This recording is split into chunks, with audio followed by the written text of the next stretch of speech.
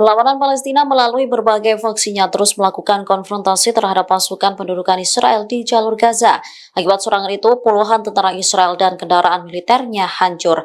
Pada Jumat 2 Februari 2024, Mujahidin mengumumkan operasi militernya mulai dari menyasar kendaraan dengan senjata Al-Yasin hingga menghancurkan konsentrasi musuh.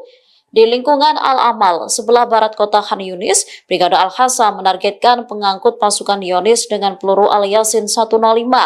Dikutip dari Al-Mayadin, tank Merkava juga dibakar di wilayah yang sama. Sayap militer Hamas juga mengklaim membunuh 15 tentara Israel dari jarak nol di kawasan Paspor sebelah barat kota Gaza. Sebaliknya, Brigade Al-Quds mengumumkan bahwa mujahidinnya mampu menargetkan pasukan Israel yang terdiri dari 10 tentara dengan rudal TPG.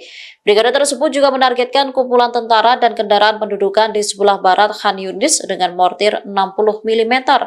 Hal serupa juga dilakukan Brigade Perlawanan Nasional atau Kekuatan Martir Omar Al-Hasim. Mereka membenarkan bahwa mujahidinya menembakkan sejumlah mortir ke arah kendaraan pendudukan di Kisufim. Adapun Brigade Mujahidin, sayap militer Gerakan Mujahidin, bentrok sengit dengan pasukan pendudukan menggunakan berbagai senjata di sekitar Menara Al-Bashir dan Jalan Al-Rish. Serangan itu menyebabkan korban langsung terhadap posisi musuh. Sebelumnya, Komandan Elit Pasukan Israel, Mayor Zitzer Hoffman telah terbunuh pada Rabu 31 Januari 2024. Ia tewas setelah tertembak punggungnya. Download Tribun X sekarang, menghadirkan lokal menjadi Indonesia.